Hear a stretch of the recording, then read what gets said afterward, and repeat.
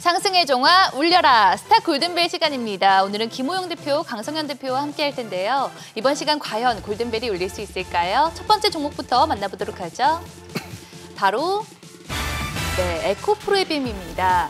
이 에코프로비엠이 8거래일 연속 상승하면서 이번 주 장중에 시가총액이 10조를 넘어서기도 했는데 이 거침없는 상승 질주의 원동력 뭐라고 볼 수가 있을까요? 일단 지난 9일에 SK이노베이션과 발표한 계약 내용이 가장 큰 임팩트를 줬는데요. 10조 원대 양극재 장기 공급 계약을 공시한 이후에 안 그래도 상승 추세를 이어가는 에코프로비엠의 주가에 더욱더 오름세의 탄력을 받았습니다. 2023년부터 3년간 10조 1,100억 원에 이르는 전기차 배터리용 하이니켈 양극재를 제공하는 것이 주요 내용입니다. 네, 9월 들어서 무려 50% 정도의 상승세를 보여준 에코프로비엠이 계속해서 쾌속 질주 이어갈 수 있을까요? 울려라 골든벨! 아쉽게도 골든벨은 울리지 않았습니다. 두 분의 의견이 엇갈렸는데 먼저 강성현 대표님은 너무 올랐다고 보시는 건가요? 네, 최근 주가 탄력이 워낙 좋은 만큼 당장의 추가 상승은 역시 가능하다라고 생각은 하고 있습니다. 하지만 이제 주가가 상승하면서 밸류에이션에 따른 부담감이 높아졌거든요. 그래서 조금 쉬어갈 때도 되지 않았나 생각하고요.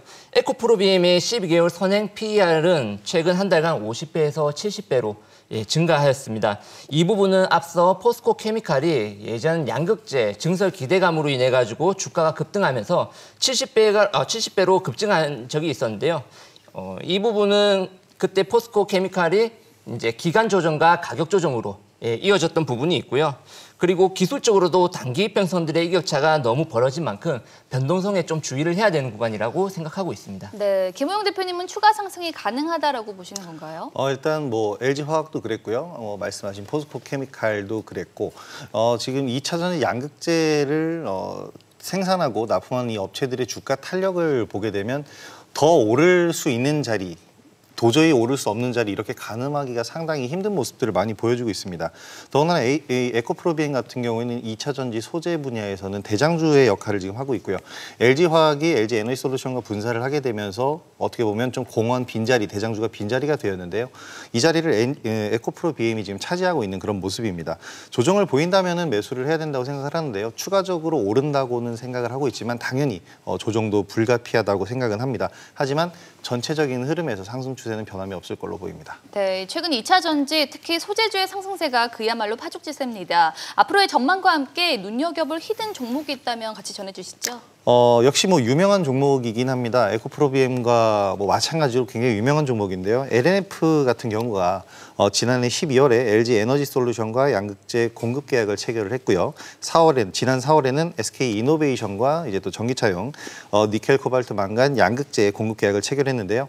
최근에는 애플카 관련주로서도 엮이면서 주가 탄력이 지금 굉장히 빠르게 나오고 있는 상황입니다. 네, 강성현 대표님은요? 네, 저는 원준이라는 기업이 있습니다. 많이 낯선 기업일 텐데요. 첨단 소재 열처리 솔루션 기업이고요. 10월 달에 이제 코스닥에 상장을 이제 준비를 하고 있습니다. 주 매출이 2차 전지 양극재 열처리에 쓰이는 RHK 소속노에서 나오는데요. 주요 거래처가 에코프로비엠이나 아니면은 포스코 그리고 LG화학 등으로 이제 소재 기업들의 생산 설비 확대해서 이 기업이 수혜를 받을 수 있다 이렇게 보고 있습니다. 네, 그렇다면 이번에는 과연 골든벨이 울릴 수 있을까요? 두 번째 종목 만나보도록 하죠. 바로 현대중공업입니다. 현대중공업의 코스피에 입성을 했는데 아쉽게도 따상에는 실패했지만 또 오름세를 나타냈죠. 네, 금일 상장한 현대중공업은 공모가 6만 원 대비 거의 2배 가까운 11만 1,000원의 시초가를 형성하고 강보합에 마감이 되었습니다. 이로써 조선업종에서는 시가총액이 가장 높게 평가되었는데요. LPG선을 비롯한 고부가 가치 선박에 대한 글로벌 점유율이라든지 친환경 선박 시장을 주도할 것이라는 기대감이 시가에 영향을 미쳤다 생각됩니다. 네, 현대중공업의 앞으로의 주가 향방에 투자자들의 관심이 쏠리고 있는데 여기서 두 분의 의견 확인해 보도록 하죠. 울려라 골든벨! 이번에도 두 분의 의견이 엇갈렸습니다. 김호영 대표님은 추가 상승에 한 표를 주셨어요. 일단 조선주 업황에 대한 기대감에 좀 점수를 줬고요. 해운업은 이미 회복을 보이면서 가파른 오름세를 보이고 있습니다. 근데 이제 조선업종은 이제 제조업이다 보니까 이 부분에 대한 영향을 좀 후발적으로 받고 있는 그런 상황인데요. 현대중공업 같은 경우에도 비록 상반기에 적자 전환에 대한 부담감은 있습니다. 하지만 해운업의 운임 상승으로 인한 이제 선박 발주 시장의 호황기가 조금 더 길어진다면 또 얘기가 달라질 수 있겠는데요. 현대중공업 같은 경우에는 이제 환경 규제 강화에 발맞춰서 암모니아 연료 추진선 상용화를 추진하고 있는데요. 글로벌 가스 추진선도 1위를 하고 있는 만큼 그에 따른 위상을 신규 상장했다는 이 모멘텀과 함께 또 보여줄 수 있을 것이라고 생각합니다. 네, 이 강성현 대표님은 보수적인 의견을 주셨는데 이유 들어볼게요. 네, 당일 유통 물량이 적은 부분은 긍정적이었는데요. 동종업계에 있는 경쟁사 대비 PBR 기준으로 본다라고 하면은 공모가는 이제 저평가 매력이 있었지만 오늘 상장하면서 시가가 너무 높게 떠버리는 바람에 그런 가격 메리트가 조금 사라지지 않았나 생각되고요. 최근 신규 상장주는 상장 이후에 3개월 동안은 그 펀더멘털과는 상관없는 큰 변동성을 보이지만 그 업종 특성상 조금 무겁고 그리고 저평가의 이제 종목이기 때문에 상대적 수급 부재가 일어나서 조금 큰 기대감을 갖기에는 조금 무리가 있지 않나 그렇게 보고 있습니다. 네, 현대중공업 상장 기대감으로 조선주가 또 반짝 들썩이기도 했는데요. 최근 등락을 거듭한 조선주가 이번 기회에 또 반등의 계기 마련할 수가 있을까요? 저는 조금 부정적으로 보는데요.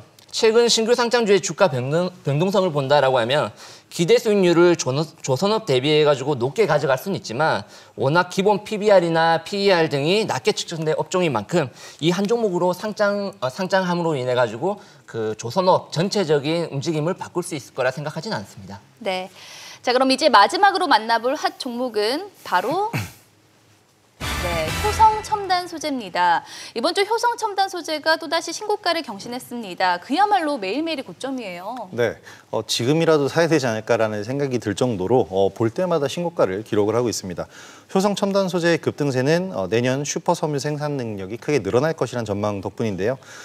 주력 제품인 타이어 코드 그리고 스판덱스의 수익성이 견고한 지금 현 상황인데 신규 성장 동력인 아라미드 탄소 섬유 증소를 지속하고 있기 때문에 주가의 탄력이 더욱더 붙고 있습니다. 올해 초에 5,350톤의 슈퍼 섬유 생산 능력은 내년 하반기에 1,350톤으로 증가하게 되는데요. 이렇게 10,000톤을 증가하게 된다면은 실적 또한 그에 따라서 증가할 것이 뻔하기 때문에 주가 상승이 지금 이루어지고 있습니다. 네, 그렇다면 효성 첨단 소재가 계속해서 우상향 추세 이어갈 수 있을까요? 울려라 골든벨. 드디어 골든벨이 울렸습니다. 두 분 다 효성 첨단 소재 주가가 더 오를 수 있다라고 생각하시는 건가요? 네, 작년 9월에 모 증권사의 목표 주가가 19만 원이었는데요. 지금 주가가 올라가면서 수정을 거쳐서 현재 목표 주가는 90만 원대로 수정을 한 걸로 제가 확인을 했습니다. 현재 주가는 80만 원대인데 주가가 상승하는 과정에서 실적과 그리고 성장성 두 마리 토끼를 다 잡았다 보여지고요. 중요한 점은 이렇게 상승했음에도 PER로 친다면은 내년 실적 기준으로 아직까지 20배 이하에서 거래가 되는 점입니다. 요즘은 성장성 있는 기업들의 PER이 한 50배를 훌쩍 넘어가는 중형 기업들이 워낙 많기 때문에 아직까지는 긍정적으로 봐도 괜찮지 않을까 생각됩니다. 네, 이 국내 화학 섬유 업계 라이벌이죠. 효성과 코오롱그룹이 최근 수소 사업에서 광폭 행보를 보이면서 사업 다각화에도 승부수를 띄운 모습인데 둘 중에 어느 쪽이 좀 더 투자 매력이 높다고 보시는 건가요? 일단 저는 효성에 한 표를 던져드리고 싶은데요. 네. 일단 지금 당장을 보자면 효성, 그리고 미래를 보자면 코오롱이다라고 얘기를 하고 싶은데 종목별로 또 다릅니다. 효성 말고 이제 코오롱 같은 경우에 보면 자회사의 악재가 또 끼어 있는 그룹사들도 좀 많이 있는데요.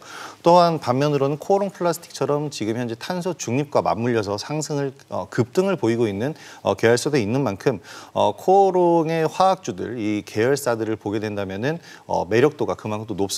일단 수소 신사업의 투자가 더 이루어져야 되기 때문에 미래를 본다면은 코오롱 그룹주로 보셔도 될 것 같고요. 지금 현재 실질적으로 진입 장벽이 높은 탄소 섬유 사업에서 이미 실적을 내고 있는 강점을 보이고 있는 효성은 지금부터도 베팅을 좀 해보셔도 좋을 것 같다는 생각입니다. 네, 강성현 대표님은요? 네, 정말 어려운 질문이라 생각하는데요. 네. 네, 두 기업 모두 본업에서 충분한 실적을 거두고 있습니다.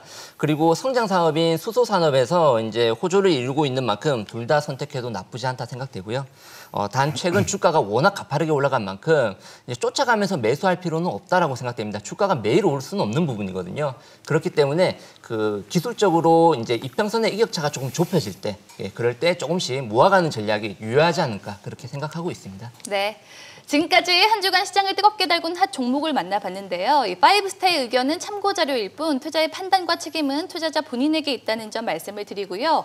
그리고 주식에 대한 알찬 정보 카카오톡 채널에서 SBS 비즈 파이브스타를 검색한 후 친구 추가하시면 간편하게 만나볼 수 있으니까요. 많은 관심 바라고요. 다음 주 여러분의 계좌에도 상승의 종아 울려라. 지금까지 스타 골든벨이었습니다.